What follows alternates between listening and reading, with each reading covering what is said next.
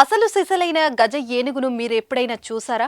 అయితే ఈ వీడియో మీకోసమే. భారతదేశంలో మూగ జంతువులను పూజిస్తారనే విషయం తెలిసిందే. కొంతమంది హింసించినా కొంతమంది మాత్రం వాటికి దేవాలయాల్లో ఆశ్రయం ఇచ్చి ఆదుకుంటారు.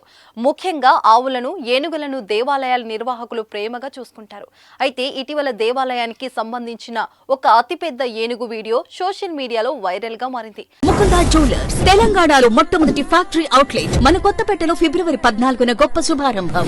ఆ వీడియోలో ఏనుగు ఒక దేవాలయంలో నుంచి బయటికి వస్తున్నట్లు కనిపించింది. ఏనుగు పైన ఒక దేవుడి విగ్రహం ఉంది. ఆ ఏనుగు ముందు మనుషులు చీమల్లాగా కనిపించారంటే అతి ఎంత పెద్దగా ఉందో అర్థం చేసుకోవచ్చు. ఈ వీడియోను ఓ భక్తుడు ట్విట్టర్ పేజ్ షేర్ చేశాడు.